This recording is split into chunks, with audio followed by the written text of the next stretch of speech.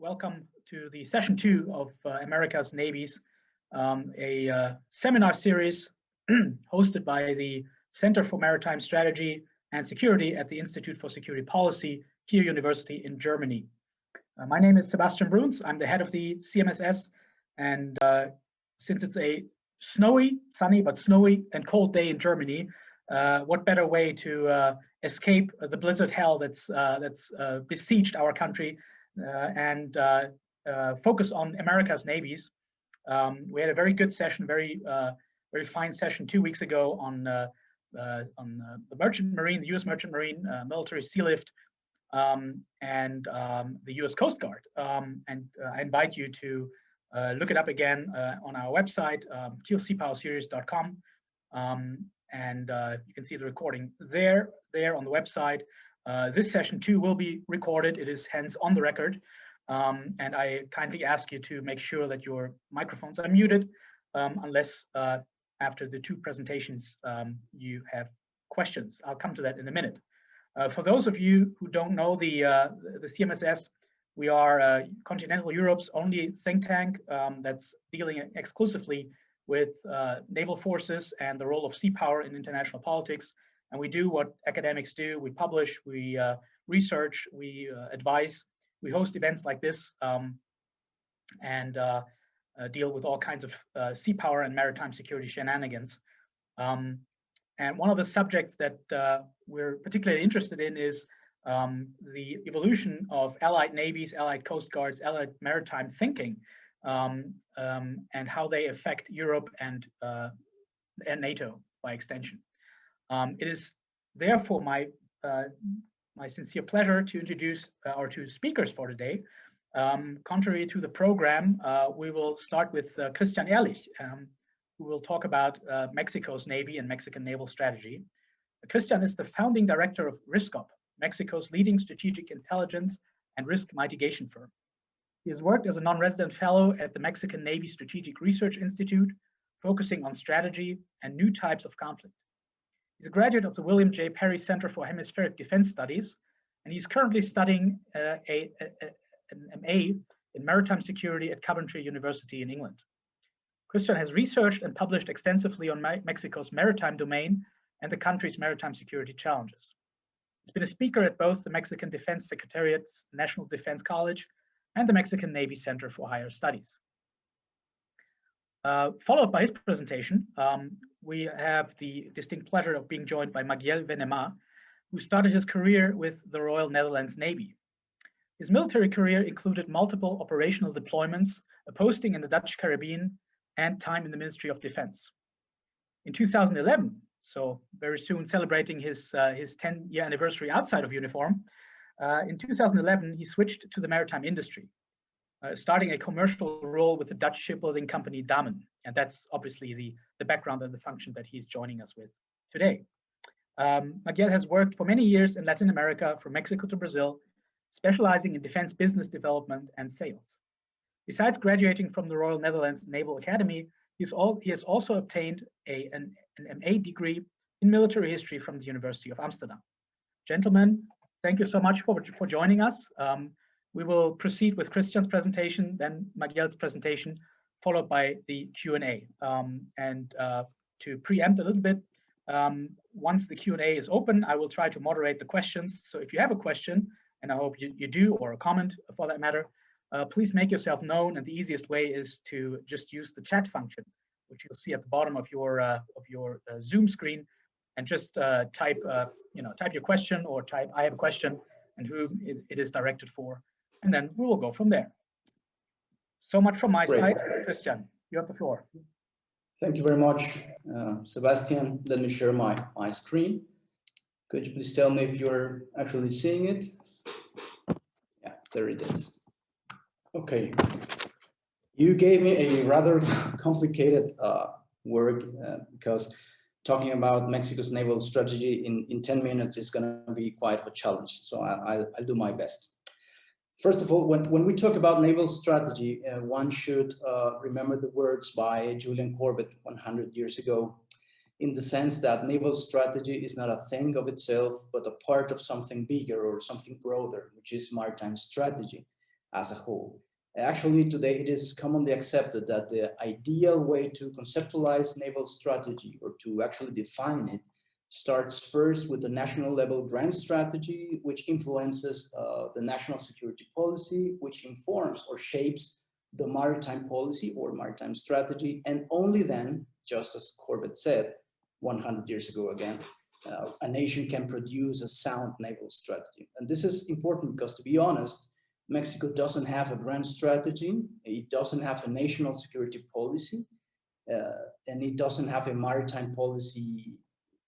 We may have one eventually. I've heard that maybe in the next years, Mexico will define and publish something about it. But as of today, we don't have a maritime broader policy. And yet we do have a naval strategy. This is quite interesting since in the absence of a broader concept of the sea, the Mexican Navy has somehow defined a naval strategy. You will not find it on a website. You won't Google it. I mean, you won't go to Google and search for Mexican naval strategy and find a document, but there is a naval strategy in the form of an operational concept. That's the way the Navy calls it. There are several factors that influence the process of conceptualization of naval strategy. I call them defining features or characteristics. There are both external and internal factors. On the one hand, you have the country's strategic culture, which can be defined as sea blindness in Mexico. I know that political sea blindness is not a problem only of Mexico, but of many nations. But it is the situation here in my country that the current political establishment doesn't have let's say, maritime culture. You have the maritime position and the effects of geopolitics, which define the way in which the threats and risks are perceived. And you have perhaps the most pressing external issue. And when I mean external to the Navy, which is financial resources. On the internal side, there is organizational culture, which defines doctrine. And this is important. Doctrine is defined by organizational culture. Today, since I do not have too much time, I will concentrate on maritime position and the Mexican Navy's doctrine, and then I will talk about the Mexican naval strategy. Let's take a look at Mexico's key sea lines of communications, or SLOCs, mostly on the Pacific. We have lots of cargo vessels coming from Asia or the West US Coast Guard, the US Coast, traveling to the Panama Canal southbound. All of them transit through the sea lines of communications within Mexico's exclusive economic zone and sometimes territorial waters. We have more than 3 million square kilometers of exclusive economic zone. We have more than 11,000 kilometers of coastlines, and we have sea borders, to call them so, to the US, Cuba, Guatemala, and Belize. On the Gulf of Mexico, we have some very interesting maritime security issues or threats and risks, such as growing piracy.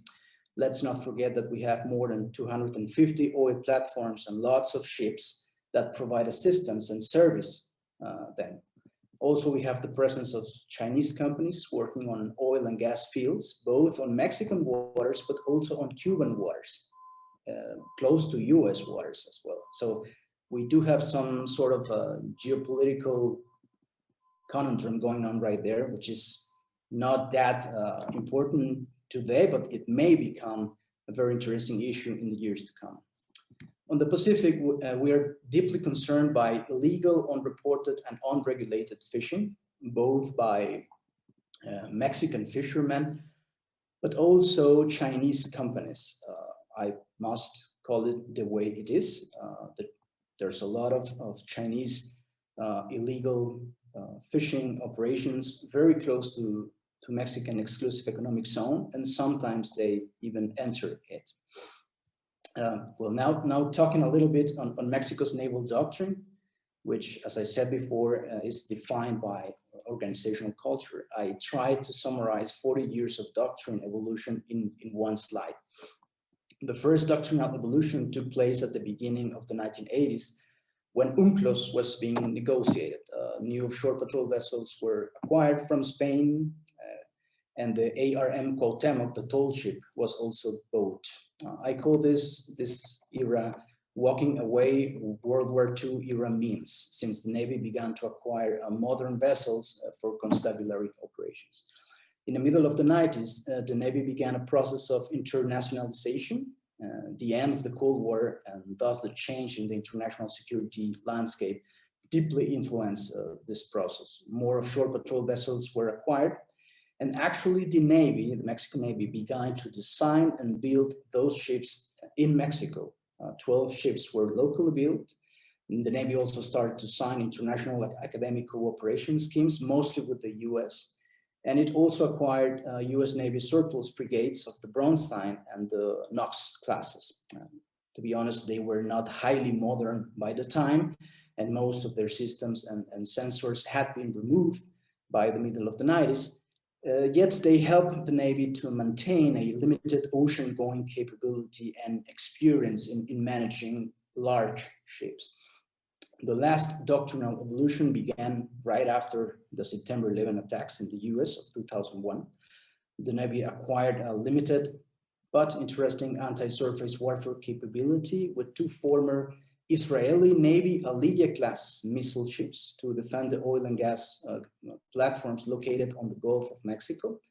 Back then, the Navy believed in the possibility of a terrorist attack against those facilities.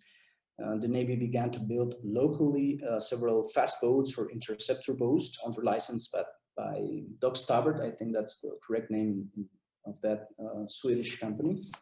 And also more offshore patrol vessels were designed and built in Mexico. This is how the Oaxaca class offshore patrol vessel was born. And the Navy also started to take part in international exercises, mostly sponsored by the US, not only sponsored by the US, but mostly, like UNITAS, RIMPAC, and many others. It became normal for the Mexican Navy to take part in international exercises during those years. And I think it was a great decision. After this, in 2014, a whole new era began with the introduction of the first actual modern combat vessel that the Navy has ever had, which is the Dam. We have a guy from Damen here, which is the Damen Sigma, locally known as the POLA project. POLA in Mexico means Patrulla Oceánica de Largo Alcance, which can be translated to long-range patrol vessel. But to be honest, that's a multi-purpose frigate, a very, very modern one. Yet it is a shame that the project has been suspended by the current administration. It hasn't been, let's say, called off or halted, but it has been suspended recently. But I do believe that once this political administration is gone, the Navy will resume the 8-vessel project. We only have one ship already delivered, which is the ARM Juarez, formerly known as ARM Reformador. But I do believe that in the next administration, the entire project will resume. This is how we get to the Navy's operational concept, what I do believe can be understood as the Mexican Navy's actual strategy. As you can see, the Navy envisions a strategy mostly focused on constabulary or, let's say, maritime security operations, and a limited, let's say, power projection capability with the new frigates, with the POLAs, the Sigmas frigates, and also with more, let's say, ocean-going power projection means, like 2 former Newport-class ships that we still have. And also Mexican-built, locally built transport and logistics ships. But the focus is still on constabulary operations. Maybe some of you don't know that Mexico doesn't have a Navy and a Coast Guard. The Mexican Navy conducts both naval operations or defense operations and also constabulary ones.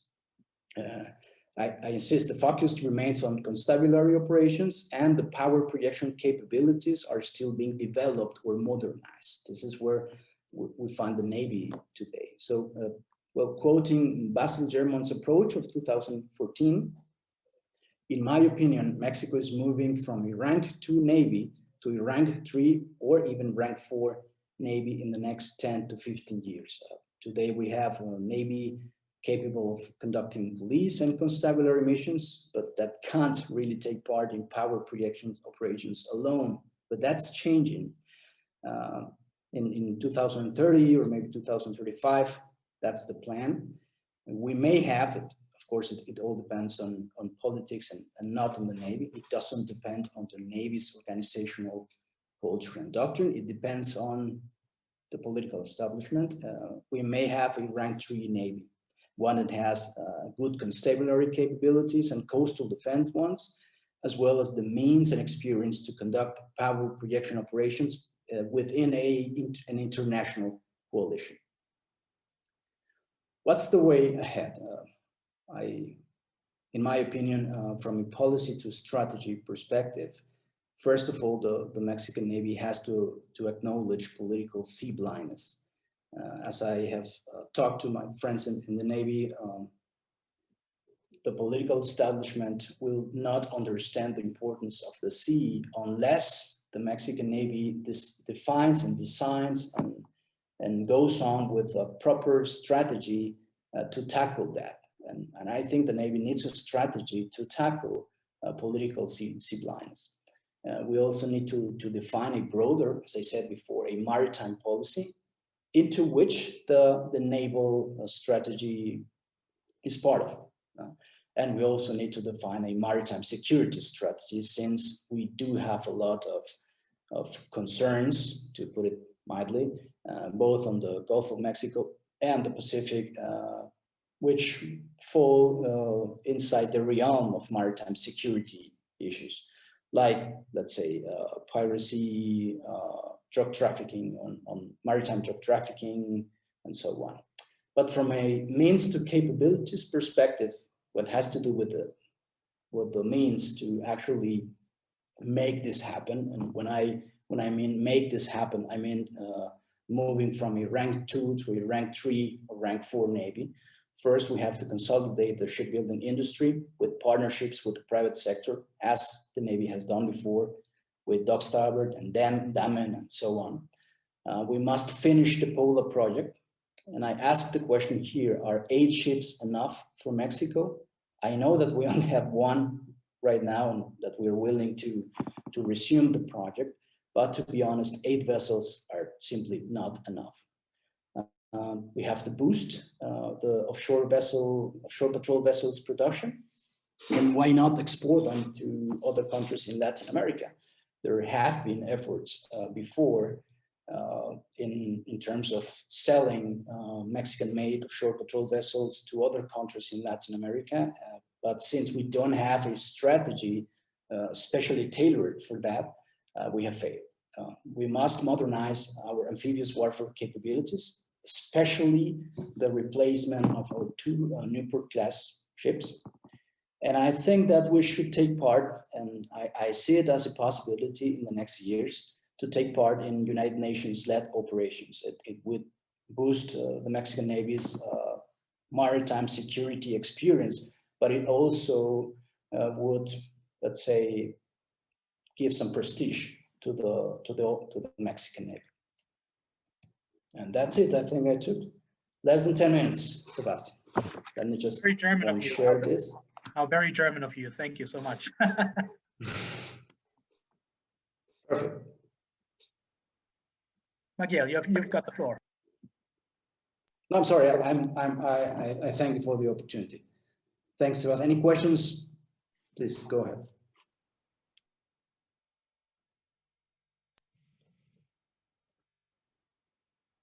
So as all of you, I've been practicing the last year to share my screen and to put myself on mute when I started talking. So if I see a thumb from Dr. Bruns, I know that I've been successful today. Thank you. Well, thank you, Dr. Bruns, for having me today. It's a pleasure to brief you the next 10 to 12 minutes. Maybe I will steal 2 minutes of your time about the Americas as a market, and especially with your renowned institute. Hopefully next time we can meet personally in Kiel, which is an important place in the maritime industry, but will also be an important place for Damen as a part of the F-126 frigate, or the MKS 180 as it was previously known, will be built, I assume, very close to where you are located right now. So thank you again for the opportunity. And Mr. Ehrlich, if you allow me to answer your question, are 8 POLAs enough? I think it's not enough. But maybe we can talk about it later. I will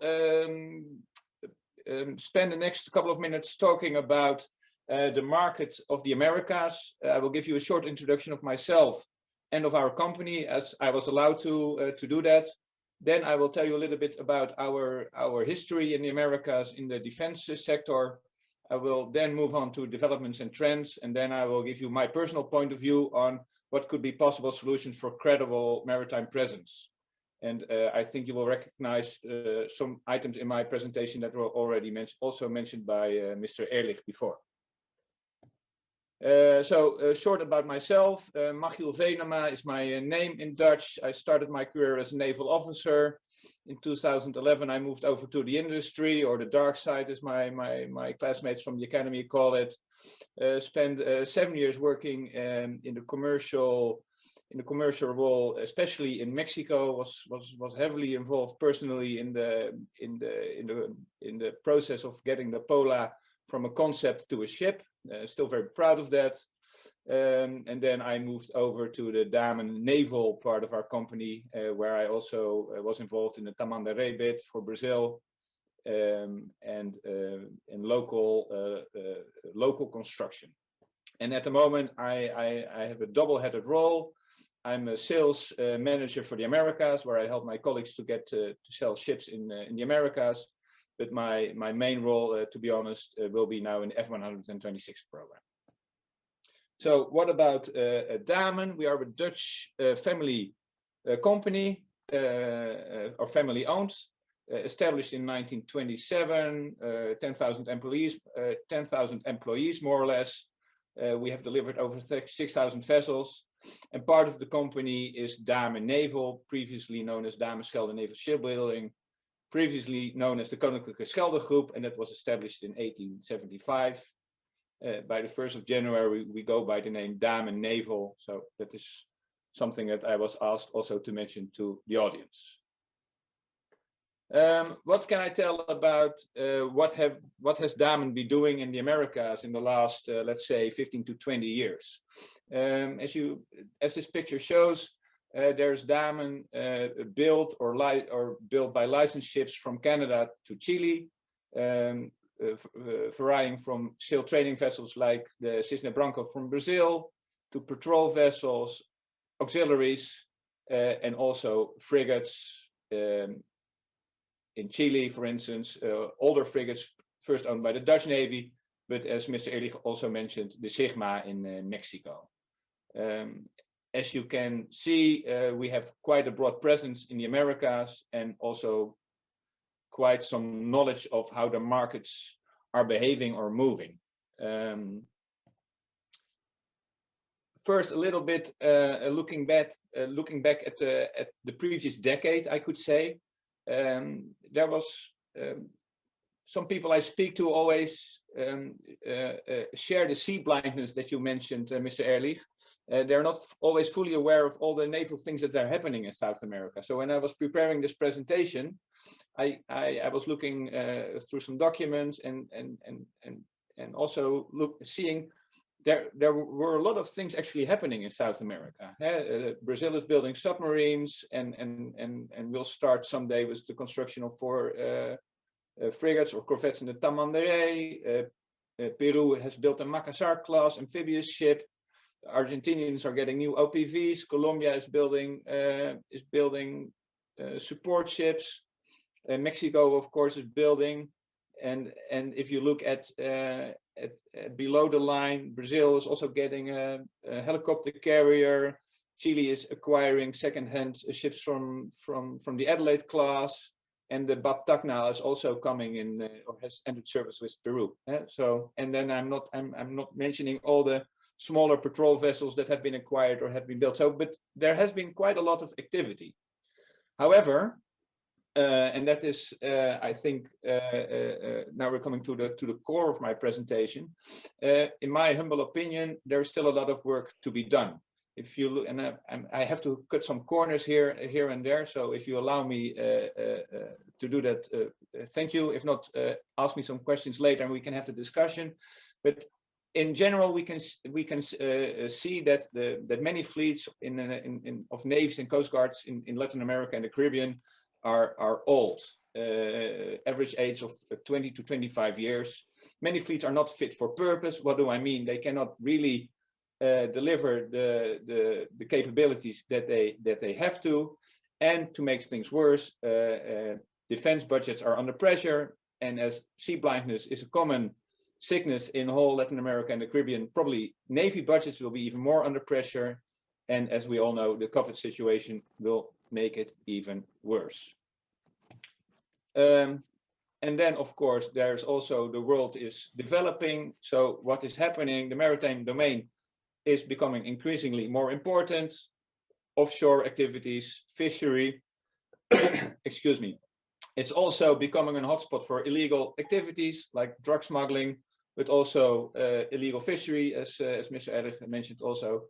And we can also not forget the climate change, which leads to natural disasters, which seem to have a more severe impact, like hurricanes. Underneath is a picture of the hurricane that hit the Bahamas in 2019, which was devastating. So I believe that that projects in Latin America will should lead to the security and the development of a country. So from my point of view, there will be a focus on 4 items. First of all, is a capability to patrol the territorial waters in the economic exclusive zone. Secondly, there will be an investment to provide logistical support, especially during and after natural disasters. Thirdly, there will be an investment in integrated logistical support, training, and perhaps international cooperation. And fourthly, if a big project happens, it will happen because it will contribute directly to national security and national development. If you allow me to elaborate on those four points, Dr. Bruns, I think I still have some time, don't I? Okay, good. To patrol the vessels that will be able to patrol the territorial waters and economic exclusive zone. And you already explained it, Christian. The territorial waters are 12 miles out, EEZ more or less 200 nautical miles out. I assume, or I foresee that ships will be in the length between 20 to 75 meters, moderate speeds of 20 to 23 knots, smaller crews, and with an endurance for 3 to 10 days, and small boats with relatively limited firepower, just to stop illegal activities, or to intercept or intervene or investigate activities in their territorial waters or economic exclusive zone. Secondly, I believe there is a market or an opportunity for navies to support in vessels that provide logistical support. What I mentioned, support during and after humanitarian disasters, so ships that can bring vessels, troops, modular hospitals, freshwater making capability, tents, whatever, to areas that are struck by hurricanes or earthquakes. Ships that can deliver, secondly, ships that can deliver fast, regular supply tasks to remote areas, because the market is not able to do that. And thirdly, it's in line with the former activity, is to provide local passenger and goods transportation.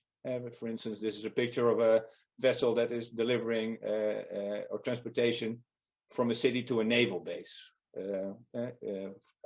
for the Colombian Navy. Thirdly, I think investments could be made in ILS, training, or international cooperation. I mentioned some bullets, but basically I think if navies would invest in more training, or in standardization, or in spare parts, they could improve the uptime of their vessels. So to give more, it's the bang for the buck, to use an old cliche from the military. But I think with small investments in these items, navies could have more time on the water. And fourthly, and I'm going almost to the end of my briefing, is if big projects could happen in the next 5 years, I would say, it will be because they have a direct impact to the national security and the national development. And what do I mean by this? National shipbuilding will lead to jobs, it will lead to technology or transfer of technology, and it will lead to technical, industrial, and also probably economical development. And if a project meets those criteria, then it could be interesting for governments to invest in building frigates, OPVs, research vessels, because then they can tell their public, look, we are doing this because it's needed, but it will also have a return on investment for the country. Because I assume that in the next 5 years, budgets will be tight and the Navy will have to compete with the Army for a budget, or with education, or with healthcare, the same as we are seeing all over the world. So to conclude my presentation is, I firmly believe that in the Americas, the maritime domain is becoming more and more important every year. There is need for additional investment in new ships, new units. However, the available budget is a restricting factor. If there is budget or opportunities, that will be for vessels that can operate in the territorial waters or economic exclusive zone, vessels that can provide logistical support or humanitarian assistance. There is a market for training and logistical support, and last but not least, the key to continuous shipbuilding in the region might be local construction, which has a direct contribution to national security and or the development. That maybe was a little bit fast, but I tried to keep into your time frame, Sebastian. So I hope I managed. Okay, thank you very much for this excellent presentation. It was fast, but obviously, as someone who's been very a keen follower of Dutch football, Dutch soccer, I know you guys are very good in soccer and football and playing fast. And so it's no surprise that you are also talking fast, but still, it's been an excellent presentation. A lot of things to take away and to dissect. I've already got a couple of questions lined up, and before I open the floor to those, my two questions, sort of similar to both to you, Magiel and Christian. I'm curious. Let me start with Christian. You described very nicely the different maritime security challenges on the Atlantic versus the Pacific coast. And coming from a country that, as you know, bordered to the Baltic and the North Sea, but the maritime security situation is vaguely similar.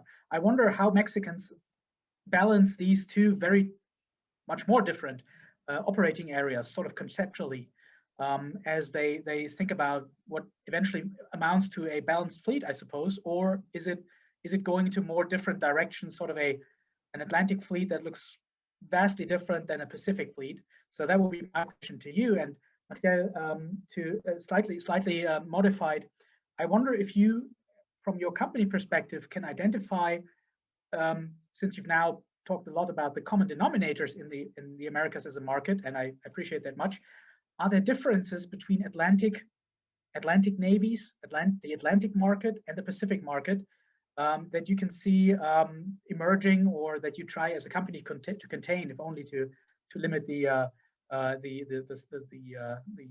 challenges to your market and your production? So those would be my two questions, and I look forward to what you have to say about that. Maybe Christian, you can go first. Yeah, thank you, Sebastian. Well, you said before that Mexico has different challenges in terms of maritime security, threats and risks, both on the Atlantic and the Pacific. Yes, yet since most of the Mexican Navy's operational assets are devoted to constabulary missions. We do have almost the same types of ships, say coastal patrol vessels, being the most modern one, the Diamond Sun Patrol ones, we have 10, and offshore patrol vessels, and they are located both on the Pacific and the Atlantic.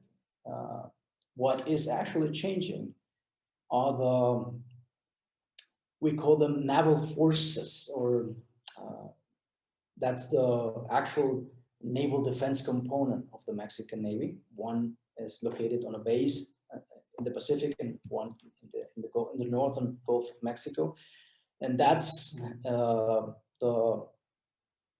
the capability that the Navy is actually looking forward to modernize, and that's where the new POLA project is actually taking place. But in terms of constabulary operations, you have the same types of means both on the Atlantic and the Pacific.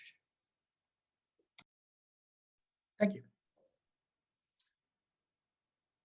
Yeah, the moment you asked the question, I thought, well, that's an interesting point of view.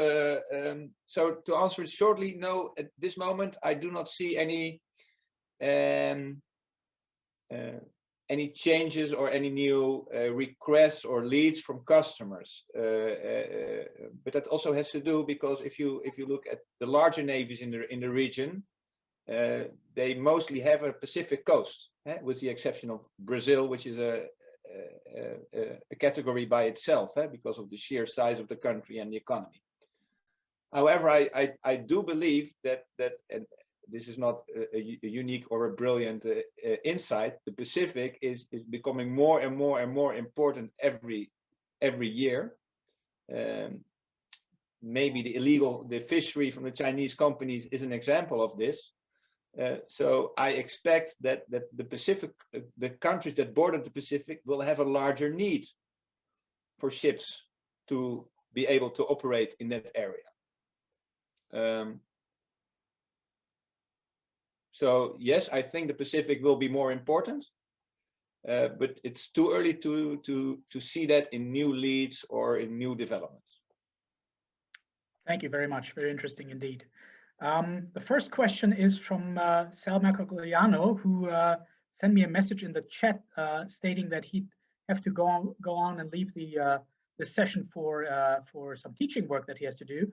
So I will just read his question, and since this is being recorded, he can go back and look it up. And the question is for Christian, and it states, Sal asks, and I quote, "Currently, the United States West Coast ports are backlogged with ships waiting to offload from Asia. What impact will the development of the Mexican Pacific terminals in Lázaro Cárdenas and Manzanillo, along with the new Fincantieri shipyard in the Yucatan, have on Mexican maritime strategy and policy?" That's a good one. Well, that question doesn't really have to do with naval strategy. It has to do with maritime strategy, the broader concept that I was talking about. Well, the person that asked the questions said that since the U.S. West Coast ports are being, I don't know, reduced in capacity, there's been some investment in two Mexican ports, and how it will eventually change Mexico's maritime policy. Well, first of all, we don't have a policy. So what I see here is that all these developments are actually pressing the Mexican state, not the Mexican government, the Mexican state, to come up with a maritime strategy. That's the first thing I see. And in regard to the Fincantieri's shipyard in Yucatan, I read the news, and to be honest, I have not seen any new development in that regard. I don't see that actually happening, to be honest. Maybe not in the next 2 or 3 years, but maybe, as Magiel said, we will see some interesting, I don't know, interesting developments in the maritime sector, but not in the next 2, 3, or 4 years, maybe after 5 years. I don't see the Fincantieri shipyard actually becoming a reality in the next 2 or 3 years, maybe later. Thank you very much. If anything, it shows that Damen Naval is not the only player in town when it comes to Americas as a market. The next question is from Dr. Jeremy Stöß, and he's got questions for both Magiel and Christian. Jerry, you've got the floor. Thank you very much. Jeremy Stöß, a non-resident fellow of the ISPK and the CMSS, hailing from landlocked Austria, nonetheless very interested. Thank you very much for your elaborations. First question to Christian. Thank you for bringing up the ranking of navies, because that reminds me of my own work. My question goes to a point that both of you made, namely arguing that you need at least 8 ships, 8 light frigates, and that is, of course, a very expensive procurement for a country. Let me get to the first point in terms of ranking. I'm not sure how much the concept of ranking navies according to this that actually Eric Rove developed in the early 1990s is nowadays, because he really bases it on being able to project power. Nowadays, there's maybe a concept that it might not really fit the current security environment, that now is not the most important criterion of naval power to project power necessarily for every state.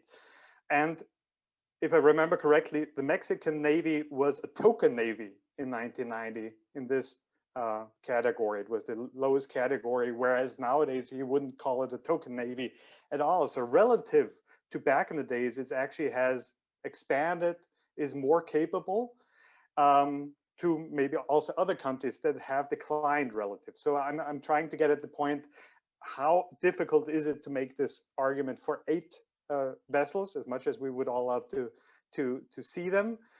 And the same goes then, how difficult is it for the Mexican Navy, being a small navy, to actually make that argument? Because the fewer people a navy has, or any military service has, the more difficult it is to reach the policymakers. So that's a conundrum that probably the Mexican Navy faces. Do you see any way out of that?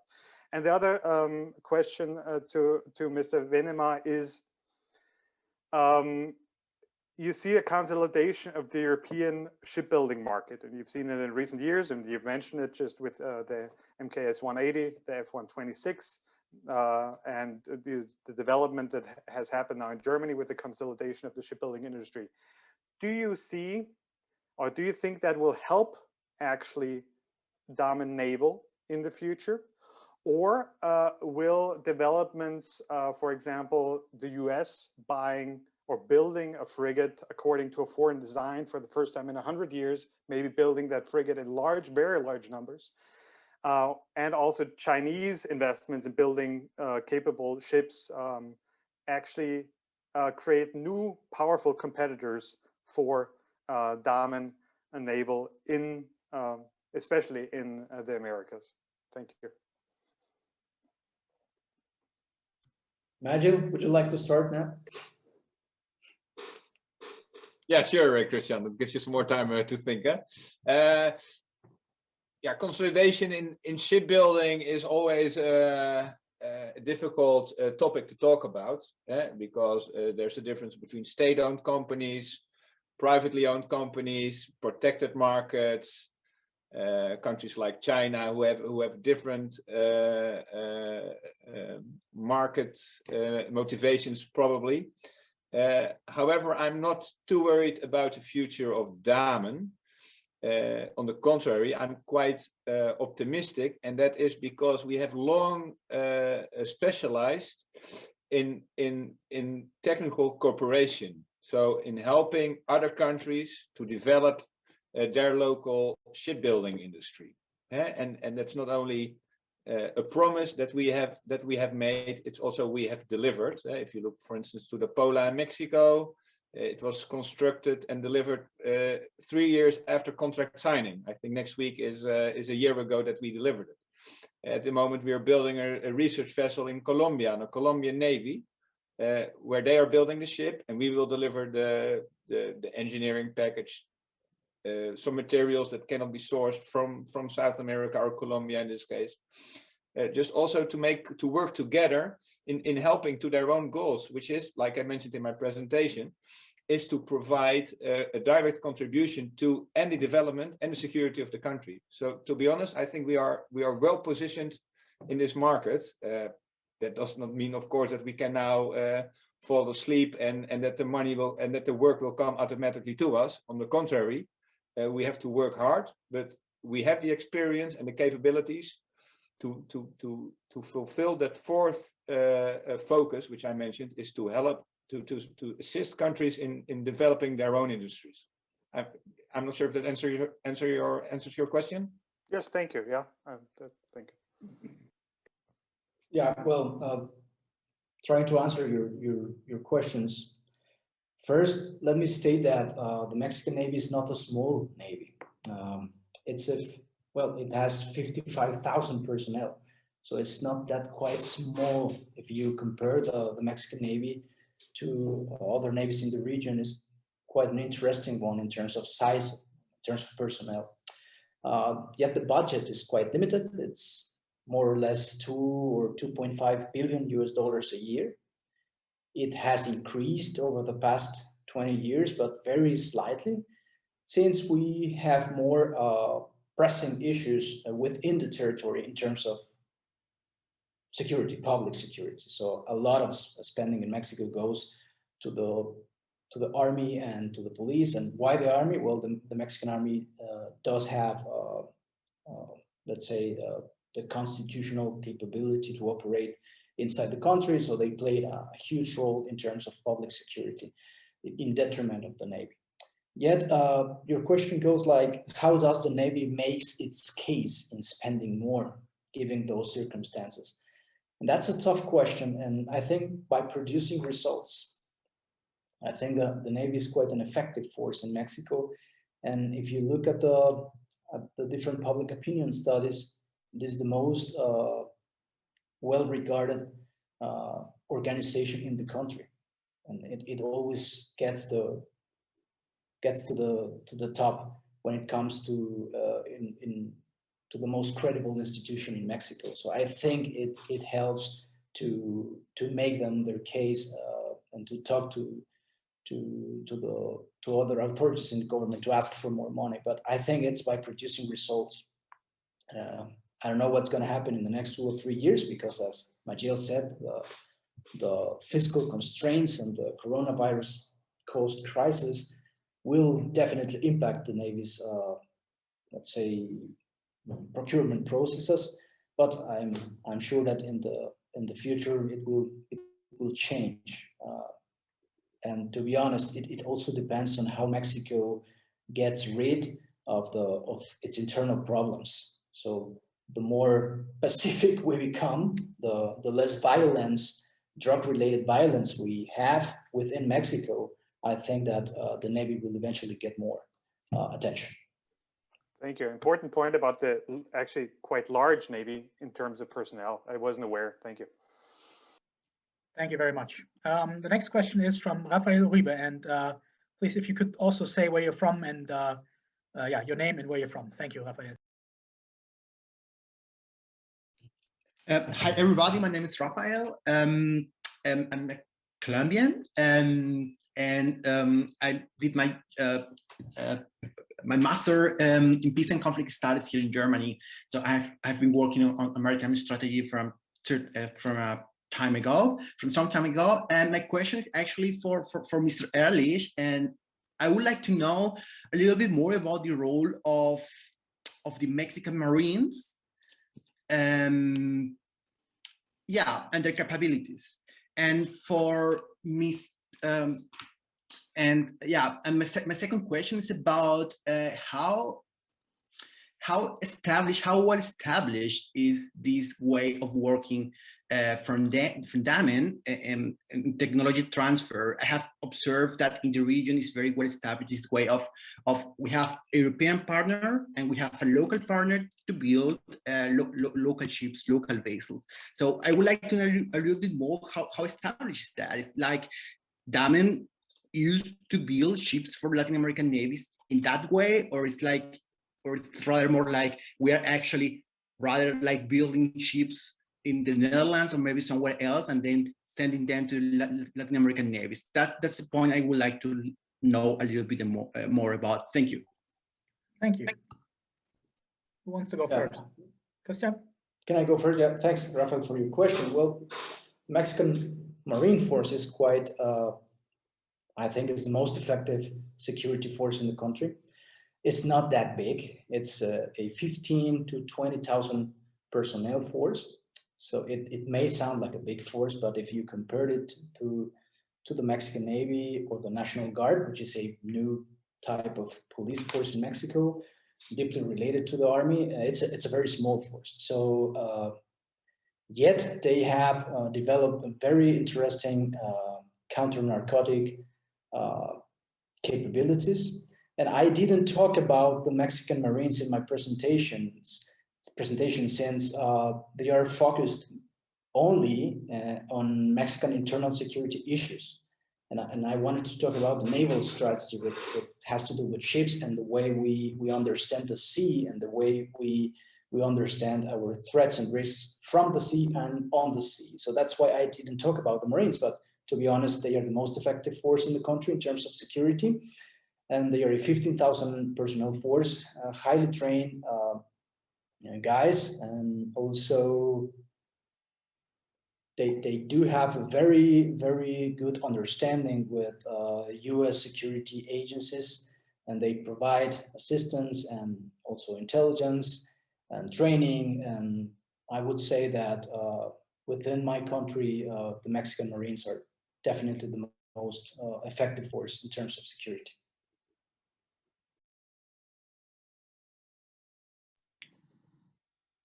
Yeah, if I may now go, well, thanks for the question, Rafael. Yes, as I try to explain, what we offer is, as a company, and what we are doing is allowing local shipbuilding or local shipyards to build the ships. So in Cartagena, for instance, you said you're Colombian, there is a shipyard which is building the ship based on our design, and we support them with materials, technical knowledge. We train people, but the ship is being built in Colombia by Colombians. In Mexico, we have done the same. By heart, we have done 12 ships together with the Mexican Navy. In Ecuador, in Guayaquil, we have built, I'm not sure, I think six ships in the past. In a little bit more in the past, it was also in Venezuela when that was still possible. So the aim is really to have the jobs in the region. On the contrary to other shipyards that need to fill their own shipyards and need to provide their own labor. They have to fill their own shipyards. Our concept is that we are exporting more our knowledge and not our welders to the region. To summarize it really short. Thank you very much. An item that I think fits into both of your answers, or more specifically Christian's response to the question. Rafael, thank you very much for the question. And Magiel, what you mentioned that amphibious issues are one of the sub items in the market in the Americas, and I think that's something that that we also see here in Northern Europe, is the discussion that we should have about amphibious issues, both offensive and defensive.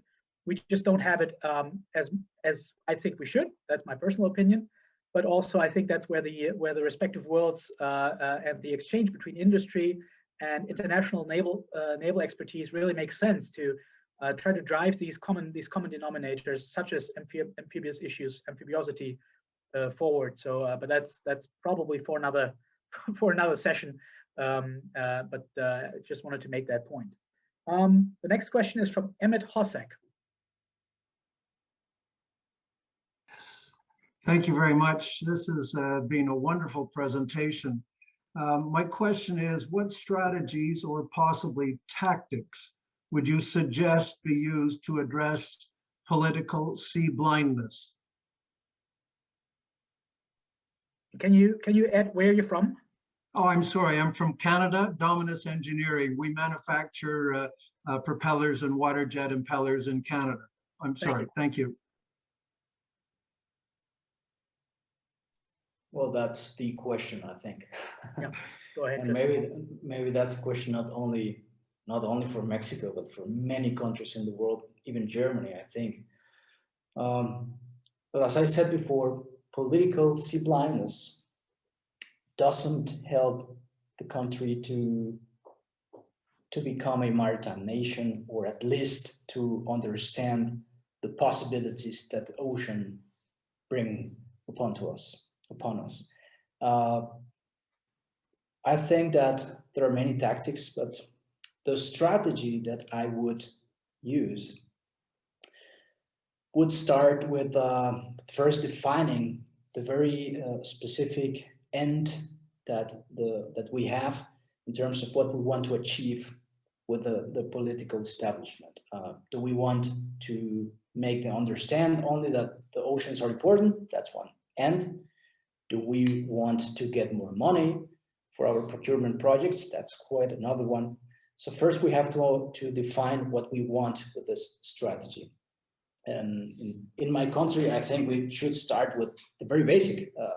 We should make our political establishment to understand that Mexico has a tremendous opportunity in terms of its position towards the oceans, with 3 million square kilometers of exclusive economic zone and 11,000 kilometers of coastlines. And I would define the very specific political stakeholders that I should approach, and then approach them from a very tactical way, I mean, from a person-to-person way, and explain them in a very brief, and politicians don't have time, so in a very brief presentation, the importance of the sea and how the Navy is contributing to something broader, which is the maritime development. And I think that's a start. I would start with that. I don't know if that answers your question, but it's a person-to-person strategy that will take maybe 5 to 10 years to turn the tide. And I would also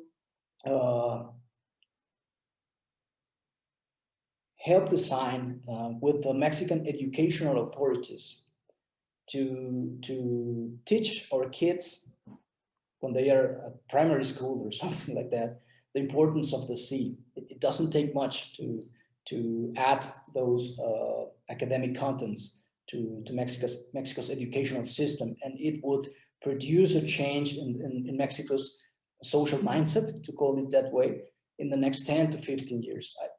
I would start with that. And thank you, Emmett, for your question. Thank you. Thank you, Christian. I think you outlined very fine the holy grail of combating the sea blindness. And you just need to find someone who pays you good money for it, because it's well worth it. The next question, unless Magiel, if you want to add something to it, just give me a sign. Okay. The next question is from Ignacio Boreto.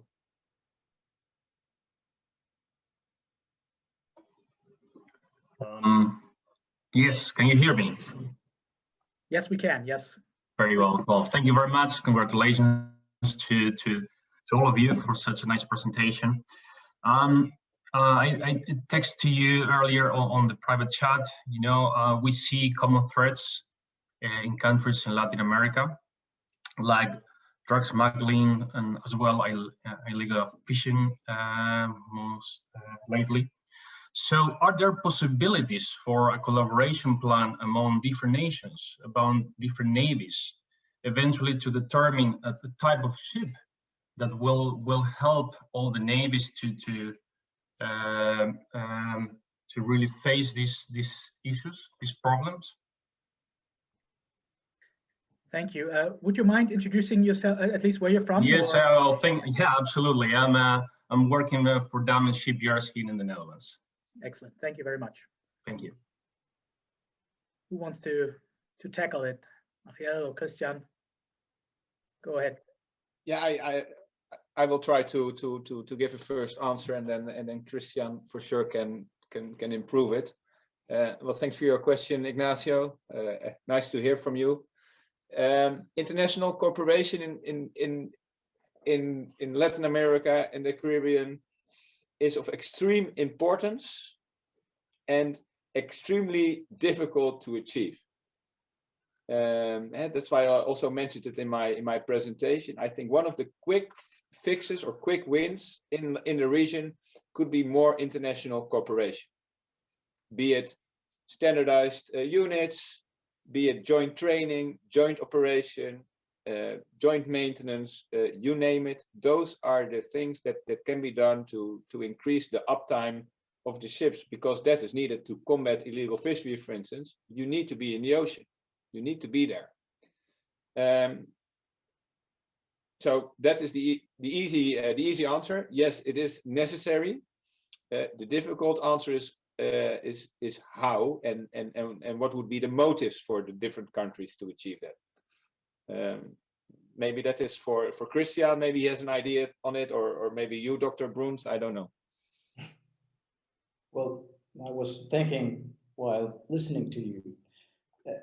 It happens all the time. It is a very important issue, international cooperation, but no one really has the leadership to actually move that forward. So in this particular issue, I think you were saying that Latin America needs some sort of a naval cooperation scheme to tackle common maritime security threats. There are some cooperation schemes. For instance, Mexico does have a very comprehensive cooperation scheme with the U.S. Coast Guard and the U.S. Navy, especially with NORTHCOM and SOUTHCOM. The Mexican Navy does have a very interesting cooperation scheme with the Colombian Navy, for instance, in terms of drug trafficking both on the Caribbean and the Pacific. But I think it is a matter of political leadership, and I don't see, at least today, a country in Latin America that would start to start this cooperation scheme to make it more broader. So I don't see the Mexican government doing that. I don't see the Brazilian government either, and I don't see the Colombians doing it. Not at least in the next 5 years. I just don't see it, because it comes to political leadership, and all of our countries in the region have lots of internal problems. So I don't think that in the near future we will have that broader cooperation scheme, and I don't think that we will have a common design of an offshore patrol vessel, for instance, like is happening in Europe, which is also a very problematic project in Europe. So just imagine in Latin America. Thank you very much. That's quite the bleak outlook, Christian. But maybe on the upside, or certainly on the upside, I think you know, the furthering of international cooperation, and again the communication, the conversations between industry, between the navies, between academia, and sharing experiences, I think can go a long way. It's certainly a marathon. It's not a sprint.